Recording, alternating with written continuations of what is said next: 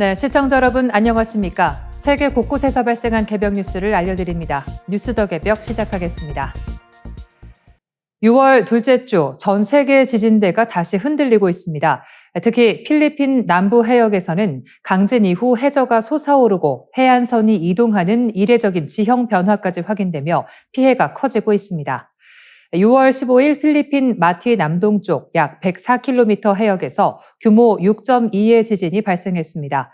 진앙은 북위 6.19도, 동경 126.76도 지점이며 진원의 깊이는 112km로 분석됐습니다.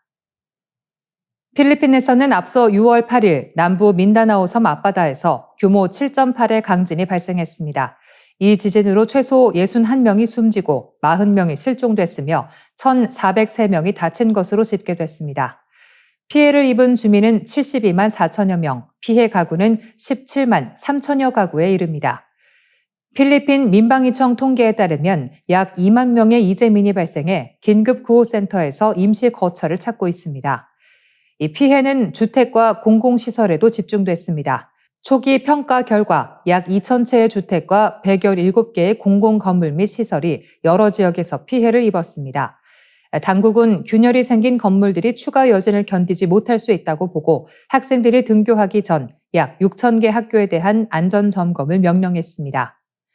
페르디난드 마르코스 대통령은 구조활동을 지휘하고 기반시설 피해를 평가하며 주민 복구를 지원하기 위해 고위 관리들을 피해 지역에 파견했습니다.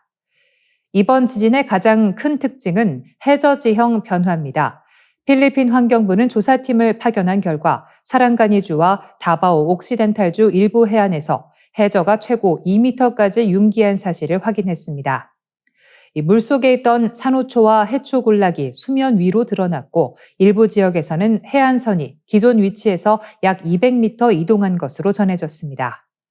AFP 통신은 산호초와 해초군락이 죽어가기 시작했고 그곳에 서식하던 물고기와 뱀장어, 조개, 연체동물도 함께 죽어가고 있다고 전했습니다. 필리핀 당국은 아직 피해 지역의 정확한 규모를 파악하지 못하고 있습니다. 다른 지역에서도 지진이 이어졌습니다. 6월 13일 멕시코 남부 게레로주에서는 규모 5.2의 지진이 발생했습니다. 진원의 깊이는 10km였습니다. 6월 9일에는 쿠바 피나르델리우 서북서쪽 해역에서 규모 6.1의 지진이 발생했고 깊이는 10km로 분석됐습니다. 6월 7일에는 부탄 수도 팀부 인근에서 규모 5.6 지진이, 6월 10일에는 러시아 블라디보스토크 동북동쪽 해역에서 규모 5.7 지진이 관측됐습니다. 이번 지진 활동은 필리핀 남부의 대형 강진을 중심으로 카리브해와 중남미, 히말라야 인근, 러시아 극동 해역까지 넓은 지역에서 이어졌습니다. 특히 필리핀의 사례는 지진이 단순한 흔들림을 넘어 해안선과 해양 생태계까지 바꿀 수 있음을 보여주고 있습니다. 인천국제공항의 일부 주요 시설물이 지진에 취약한 상태로 방치돼 온 사실이 감사원 감사에서 드러났습니다.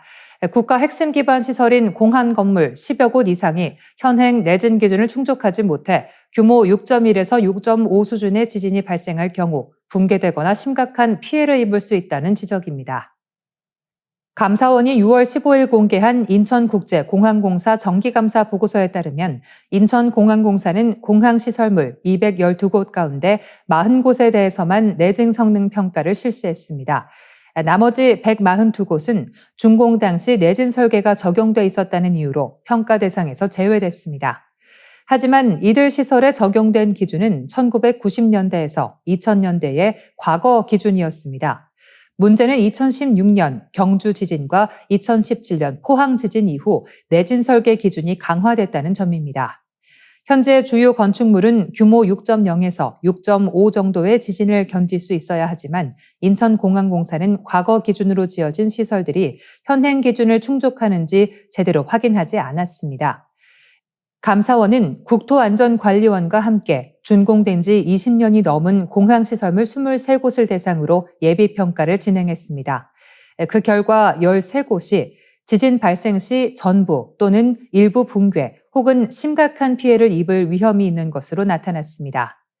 위험시설에는 화물터미널 A, B, C동, 사업지원센터, 행정지원센터, 공항경비대 본부, 주변전소 비동, 동력동 비동, 왕산레이더 등이 포함됐습니다. 특히 주변전소와 동력동 같은 전력 관련 시설이 피해를 입을 경우 공항의 전력 공급과 관제 기능까지 마비될 수 있다는 우려가 제기됩니다.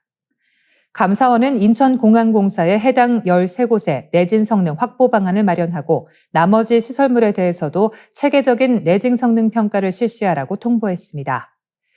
이번 감사에서는 안전 문제뿐 아니라 경영 부실도 함께 지적됐습니다. 인천공항공사는 제2여객터미널 면세점 임대료를 계약보다 낮게 적용해 13개월 동안 1,517억 원을 덜 부과한 것으로 나타났습니다. 또 임대보증금 일부를 보증서로 대체해주면서 32억 7천만 원의 이자 수익도 확보하지 못했습니다. 공항 주변 토지 개발 사업에서도 수익성 검토 없이 임대 조건을 일률적으로 적용해 18개의 시설 중 12곳이 경제성이 부족한 것으로 분석됐습니다. 비상전력용 축전지 공사에서는 43억 원 규모의 불법 하도급도 적발됐습니다. 세계적 관문인 인천국제공항에서 안전과 재정관리 모두 허점이 드러난 만큼 핵심 시설에 대한 전면 점검과 보강 대책이 시급해 보입니다. 올해 유독 길고 뜨거운 여름이 예고되고 있습니다. 따뜻했던 봄이 지나자마자 본격적인 폭염이 시작된 가운데 전 세계 기온을 다시 끌어올릴 수 있는 엘니뇨 현상이 주목받고 있습니다. 엘니뇨는 태평양 적도 부근의 바닷물 온도가 평년보다 높아지면서 바다가 품고 있던 열과 수증기가 대기 중으로 강하게 방출되는 기후 현상입니다. 따뜻한 바닷물이 넓게 퍼지면 대기 흐름이 흔들리고 전 세계의 폭염과 폭우, 가뭄과 산불 같은 극단적 기상으로 이어질 수 있습니다. 유엔 산하 세계기상기구는 올해 6월에서 8월 사이 전 지구적 엘니뇨가 발생할 가능성이 80%에 이른다고 밝혔습니다. 또 이 현상이 최소 11월까지 이어질 가능성도 높다고 분석했습니다. 미국 해양대기청 역시 엘니뇨가 여름에 발생해 겨울까지 지속될 가능성을 높게 보고 있으며 가을 이후 매우 강한 엘니뇨로 발달할 수 있다는 전망도 내놓았습니다. 우리나라의 여름도 예외가 아닙니다. 기상청은 올해 6월부터 8월까지의 평균 기온이 평년보다 높을 가능성이 크다고 전망했습니다. 6월과 7월은 평년보다 더울 확률이 각각 60%, 8월도 50%로 제시됐습니다. 한반도 주변 해수면 온도가 높게 유지되면 여름이 끝나야 할 시점에도 바다와 공기가 쉽게 식지 않아 더위가 길게 이어질 수 있습니다. 문제는 폭염만이 아닙니다. 바다가 뜨거워지면 수증기 증발량이 늘고 대기 중에 쌓인 수분은 짧은 시간에 강한 비를 쏟아내는 집중호우로 이어질 수 있습니다. 폭염과 폭우가 번갈아 나타나는 불안정한 여름이 더 자주 찾아올 수 있다는 뜻입니다. 특히 세계기상기구는 기후변화와 엘니뇨 현상이 겹치며 2027년이 관측 이래 가장 더운 한 해가 될 수 있다고 경고했습니다. 이는 올해와 내년의 폭염이 단순한 계절 현상이 아니라 지구 기후 체계가 더 뜨거운 단계로 넘어가고 있다는 신호일 수 있습니다. 이미 한국의 계절도 빠르게 변하고 있습니다. 봄과 가을은 짧아지고 여름은 길어지고 있습니다.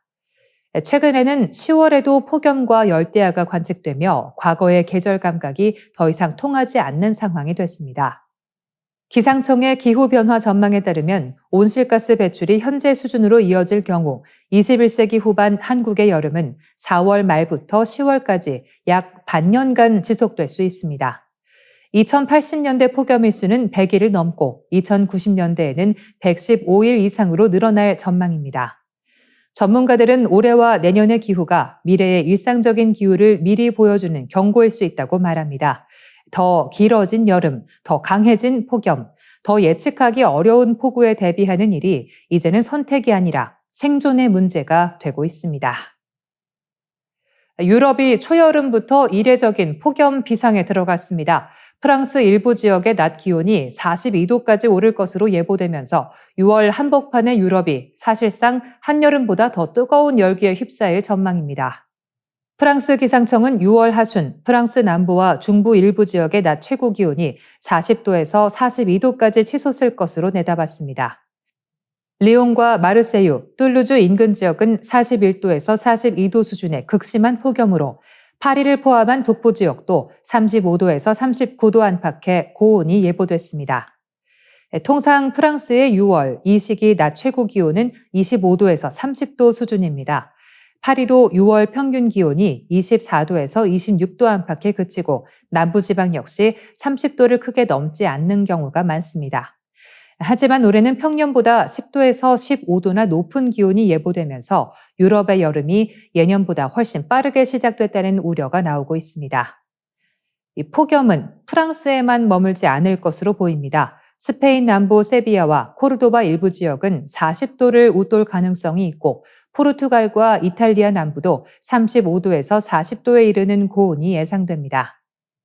영국과 독일 등 북유럽 지역도 평년보다 높은 기온을 보이며 유럽 전역이 이상 고온의 영향권에 들어갈 전망입니다.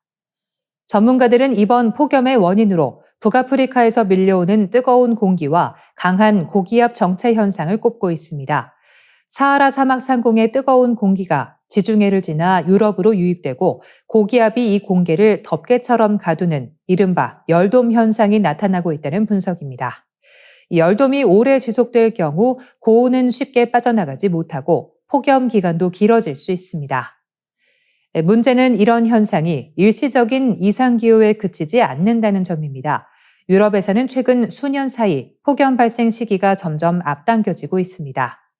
2022년 프랑스는 기록적인 폭염과 가뭄, 산불을 겪었고 지난해에도 스페인 등 남유럽 국가에서 장기간 폭염으로 농작물 피해가 발생했습니다. 유럽연합 기후감시기구 코페르니쿠스는 유럽이 전 세계에서 가장 빠르게 기온이 오르는 지역 가운데 하나라고 분석한 바 있습니다. 유럽의 평균 기온 상승 속도는 지구 평균보다 약 2배 빠른 수준으로 평가됩니다. 프랑스 등 각국은 노약자와 어린이, 야외 노동자를 대상으로 건강 경보 발령을 검토하고 있습니다. 냉방 수요 증가에 따른 전력 부담, 건조한 날씨 속 산불 위험도 커지고 있습니다. 초여름부터 40도를 넘나드는 유럽의 폭염은 기후 위기가 더 이상 미래의 경고가 아니라 지금 현실의 재난으로 다가오고 있음을 보여주고 있습니다.